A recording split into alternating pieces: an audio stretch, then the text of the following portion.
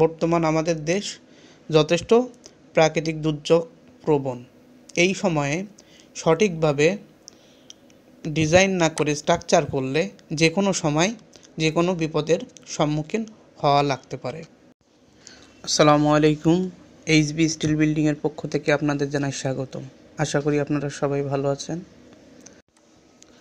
একটা স্টিল স্ট্রাকচারে আমরা বিভিন্ন লোডগুলা কিভাবে দেই এবং সেগুলো স্ট্রাকচারে বিভিন্ন ফ্রেমে কিভাবে আরোপিত হয় এবং তার প্রভাব কেমন হয় সেগুলো আমরা দেখব।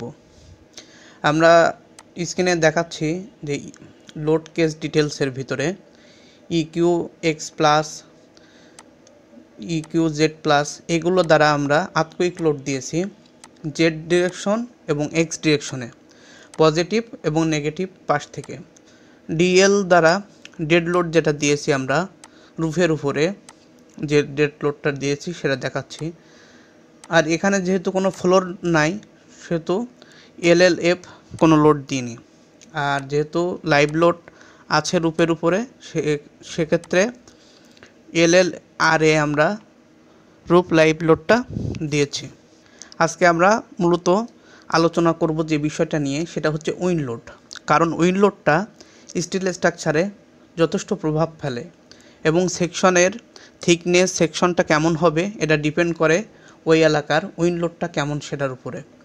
আমরা এখানে লোড কেস 8 থেকে 23-এর মধ্যে উইন্ড লোডগুলা দিয়েছি। বিএনবিসি 2020 অনুসারে আমাদের দুইটা ডিরেকশনে সাধারণত উইন্ড লোড দিয়ে থাকি। একটা হচ্ছে ট্রান্সভার্স ডিরেকশন আর একটা হচ্ছে লংগিটিউডনাল ডিরেকশন। আর যদি টরশন থাকে তাহলে তার জন্য আলাদা আলাদা ডিরেকশনে লোড দিতে হয়। এখানে সাধারণত টরশন নাই, সেজন্য আমরা টরশন লোডটা দেখাইনি। আমরা এক্সেল শিটের মাধ্যমে উইন্ড লোডটা নির্ণয় করে থাকি। উইন্ড লোডের ট্রান্সভার্স ডিরেকশনে পজিটিভ এবং নেগেটিভ দুইটা মান আসে, আর লংগিটিউডনাল ডিরেকশনেও পজিটিভ এবং নেগেটিভ দুইটা মান আসে। এই মানগুলা আবার আলাদা এক্সেল শিট তৈরি করে সেখানে কোন সেকশনে কেমন লোড পড়ে সেটা ডিফাইন করি, পজিটিভ এবং নেগেটিভ দুইটার ক্ষেত্রে।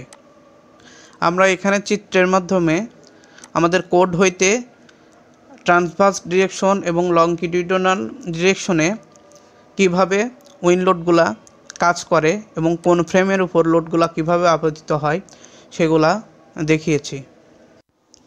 স্ট্রাকচারের উপর আপতিত লোডগুলা কোড অনুযায়ী সঠিকভাবে ডিফাইন করতে হবে এবং লোডগুলা ডিফাইন করার পরে সেগুলা কোন মেম্বারের উপরে কিভাবে পড়বে সেটাও সঠিকভাবে দিতে হবে।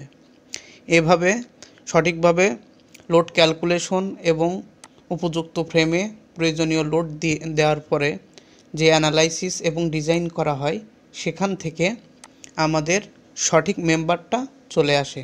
আর যদি এগুলা আমরা ঠিকভাবে নির্ণয় করতে না পারি তাহলে যে ফ্রেম বা স্ট্রাকচারটা আসে সেটা নিরাপদ নয়।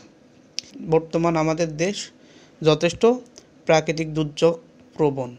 এই সময়ে সঠিকভাবে ডিজাইন না করে স্ট্রাকচার করলে যে কোনো সময় যে কোনো বিপদের সম্মুখীন হওয়া লাগতে পারে। স্ট্রাকচার কখনো 2-1 দিনে ফেল করে না। স্ট্রাকচার ডিজাইনে যদি কোনো ত্রুটি থাকে তাহলে সেটা কোনো না কোনো সময় ফেল করতে পারে। এটা আপনার জন্য অনেক বড় ক্ষতির কারণ হতে পারে। তাই সঠিকভাবে স্ট্রাকচার ডিজাইন করে তার প্রয়োজনীয় লোডগুলো সঠিকভাবে ক্যালকুলেশন করে প্রয়োজনীয় কাঠামো নির্মাণ করলে বিপদমুক্ত থাকা যাবে। আপনি যদি স্টিল স্ট্রাকচার করতে চান তাহলে নির্দ্বিধায় আমাদের সাথে যোগাযোগ করতে পারেন। আপনার যে কোনো সাহায্যে আমরা সবসময় সচেষ্ট থাকি। আমরা স্টিল স্ট্রাকচারের সকল বিষয় নিয়ে পর্যায়ক্রমে ভিডিও তৈরি করতেছি। তাই যদি আপনি স্টিল স্ট্রাকচার সম্পর্কে সঠিক ধারণা পেতে চান তাহলে চ্যানেলে সাবস্ক্রাইব করে চ্যানেলের পাশে থাকবেন। আর আপনার যদি কোনো জিজ্ঞাসা থাকে তাহলে কমেন্ট করে জানাবেন।